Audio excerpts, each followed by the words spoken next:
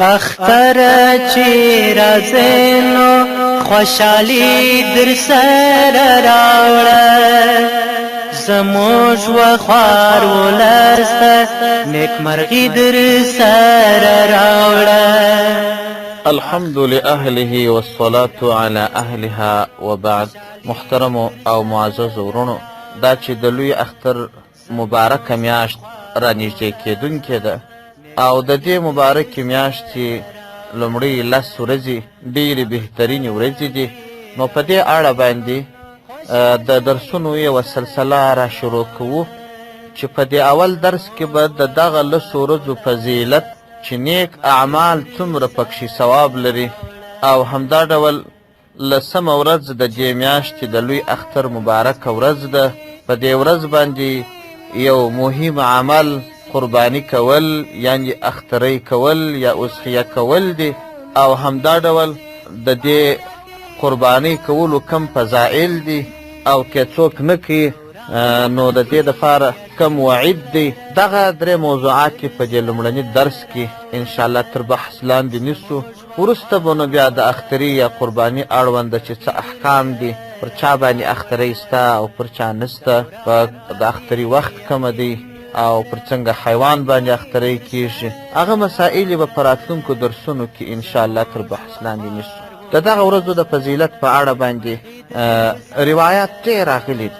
یو مشهور روایت چې عبدالله ابن عباس رضی الله عنهما کړی دی د پیغمبر صلی الله علیه وسلم څخه، چې پیغمبر صلی الله علیه وسلم فرمای ما من ایام العمل الصالح فيهن احب الى الله منه في هذه الايام العشر. پیغمبر صلی الله علیه وسلم فرمای واحد داسې ورځې نسته چې په دې ورځو کې عمل کول او غوره کارونه کول د الله ته ډېر محبوب وي تر دغه 10 ورځو زیات. یعنې دا چې په ټول کال کې که څوک غوره اعمال کوي، نیک اعمال کوي، په دغه 10 ورځو کې الله جل جلاله ته تر ټول کال دغه نیک اعمال محبوب دي. او یو چا پوښتنه ځینې وکړه، قالوا ولا الجهاد فی سبیل الله، ای د الله رسوله تر جهاد هم په دې ورځو کې عمل الله ته محبوب دی؟ جهاد خو ډېر ګران کار دی، مال مصرفیږي، ځان مصرفیږي، مرګ دی، زخم دی، تر هغو هم په دغه ورځو کې غوره اعمال الله ته خوښ دي؟ پیغمبر صلی الله علیه وسلم ورته وفرمیل چې هو، تر جهاد فی سبیل الله هم په دغه ورځو کې الله ته نیک اعمال غوره دي، مګر نه یو هغه سړی چې د الله په لاره کې په خپل ځان او مال سره ووځي او بیا ګر سره نسي را. او بل روایت چې هغه ابن عباس رضی الله عنه روایت کړی دی، مفهوم یې دې ته ورته دی، الفاظ یې لږ بدل دي. پیغمبر صلی الله علیه وسلم فرمای ما من عمل ازکا عند الله عز وجل ولا اعظم اجرا من خیر یعمله فی 10 الاضحى. واحد سپیڅلی عمل د الله په حضور کې او نه هیڅ لوړې مزدوري والا عمل سته چې تر دغه 10 ورځو دې په نور کال کې زیات وي. یعنې دا چې دغه 10 ورځو کې نیک عمل دا تر ټول کال الله ته سپیڅلی دی او د ټول کال تر عباداتو په دغه ورځو کې چې څوک عمل کوي الله عز وجل لوړه مزدوري ورکوي. نو په دې لحاظ باندې علماو دا خبره کړې ده چې په دې ورځو کې مؤمن مسلمان ته پکار ده چې روژې ونیسي. په دغه ورځو کې خصوصا د عرفات ورځ چې د عرفات ورځ ډېر زیات ثواب لرونکې ورځ ده او پیغمبر صلی الله علیه وسلم یې په خصوصي ډول باندې د دغه ورځې یادونه کړې ده چې د دې ورځې فضیلت او د دې ورځې د روژې نیولو ثواب څومره زیات دی د عرفات د ورځې. او په دې نورو ورځو کې خو نو پیغمبر علیه السلام عام لفظ ویلی دی، په دې نورو ورځو کې هم روژې ونیول سي، ځکه هر خیر عمل په خیر عمل کې ښه عمل روژه نیول دي. او د عرفات د ورځې د پیغمبر علیه السلام په خصوصي ډول باندې یاده کړې ده چې زیات ثواب لري. او همدا ډول یو روایت کې راځي چې کان النبي صلی الله علیه وسلم یصوم 9 ذی الحجه ويوم عاشوراء و3 ایام من كل شهر.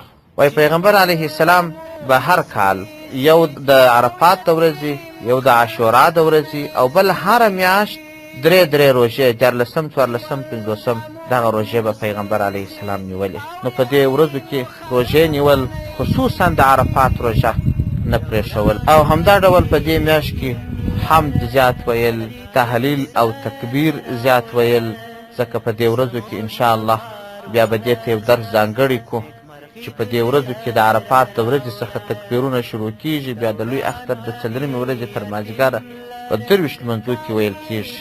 دا مهم کار دی.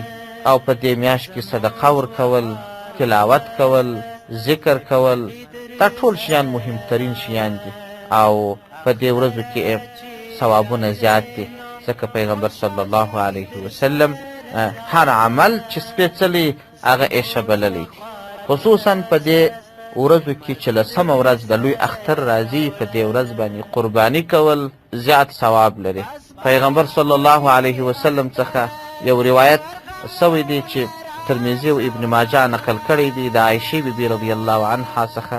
دا مبارک فرمایي چې پیغمبر صلی الله علیه وسلم فرمایلی دی: ما عمل ابن آدم یوم النحر احب الى الله من احراق الدم. وای الله جل جلاله ته د لوی اختر په ورځ باندې هیڅ یو عمل محبوب نه دی پرته له تویولو د وینو، یعنې دا چې په دې ورځ باندې وینه تویول، اضحیه کول، دا عمل په دې ورځ الله عز وجل ته زیات محبوب ترین عمل دی. او دغه حیوان چې د حلال کی دا به د قیامت په ورځ باندې راځي، سره د خپلو شکرونو، سره د خپلو وړیو، سره د خپلو هغه اډوکو، د دې ټولو سره به راځي. نو دغه د ده په نیکو اعمالو کې به حسابل کېږي. او همدا ډول یو بل روایت کې راځي د پیغمبر صلی الله علیه وسلم څخه صحابه پوښتنه وکړه چې یا رسول الله ما هذه الاضاحي، دا اوس څه شی ده اضحیې او د اختریان چې موږ کوو؟ پیغمبر صلی الله علیه وسلم ورته وفرمایل سنت ابیکم ابراهیم علیه السلام، دا ستاسو د پلار ابراهیم علیه السلام طریقه ده. صحابه پوښتنه وکړه چې یا رسول الله په دې کې نو موږ ته څه راکول کیږي؟ پیغمبر علیه السلام ورته وفرمایل چې د هر ویشته په بدله کې به یوه نیکي درکول کیږي. صحابو عرض وکړ یا رسول الله پر دې پسه خو ډېرې وړۍ دي، دا څونه وړۍ چې دي د دې وړیو د هر ویشته په بدله کې؟ پیغمبر علیه السلام ورته وفرمایل چې هو د هر ویشته په بدله کې به یوه نیکي درکول کیږي. حاصل خلاصه دا چې دغه میاشت د لوی اختر رانوې سي، په دې اولو لسو ورځو کې تر اختر مخکې روژې نیول، خیرات کول، صدقه ورکول، ذکر کول، تلاوت کول، نفل کول. خصوصا په دغه لسو ورځو کې د اشراق د نفل پابندي، د ماښام تر لمانځه وروسته 6 رکعاته نفل کول، دا په پابندي، د تهجد لمونځ په پابندي، د مازدیګر تر لمانځه مخکې سنت زوائد 4 رکعات دا په پابندي، د جماعت اهتمام کول دا په پابندي. دا شیان مهم دي. او تلاوت په دې میاشت کې ډېر کول، خصوصا د عرفات د ورځې روژه نه پرېښول. او بیا چې کله اختر رالی د اختر په ورځ باندې قرباني کول. د قربانۍ څومره ثوابونه پیغمبر علیه السلام بیان کړي. او یو روایت کې راځي چې په دې اول څاڅکي سره چې پر دې مځکه لویږي، رب عز وجل د مؤمن مسلمان ټول ګناهونه معافوي. او همدا ډول څونه ویښتان چې پر دې پسه ولاړ وي، د هر ویښته په بدله کې الله عز وجل یوه نیکي ورکوي. نو لهذا د دغه اختري پابندي کول. او که چیرې څوک طاقت لري اختره یې نه کوي، د هغه په اړه پیغمبر علیه السلام فرمایي من وجد ساعة فلم يضحى فلا يقربن مصلانا. چا که طاقت درلودي قرباني یې ونه کړل، هغه دې زموږ قرباني او زموږ اختري ته نه راځي، هغه دې زموږ عیدګاه ته نه راځي. یعنې دا چې پیغمبر صلی الله علیه وسلم د عیدګاه څخه منع کړي دي، یعنې دا چې دا کس زموږ د جماعت ته نه دی، زموږ د ډلې نه دی. دا وعید دی د هغه چا په اړه باندې چې توان یې وي او اختری نه کړي.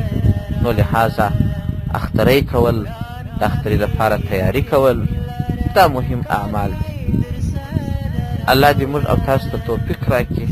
په راتلونکو درسو کې به انشاءالله د لوی اختر تر ورځې مخکې چې دا د تکبیرو مسله ده، او بیا اخترۍ پر چا کېږي پر چا نه کېږي پر څنګه حیوان کېږي دا به انشاءالله په جلا جلا درسو کې تر بحث لاندې ونیسو الله جل جلاله دې وټولو مسلمانانو ته د عمل توفیق ورکړي والسلام علیکم ورحمة الله وبركاته وصلى الله تعالى على خير خلقه محمد وآله وأصحابه وأتباعه أجمعين وسلم تسليما كثيرا كثيرا نور غمون راس واخله وبلت د مرغانو خپلواکي در سره راوړه زموږ وخوار ولسته نیکمرغي در سره راوړه وبلت د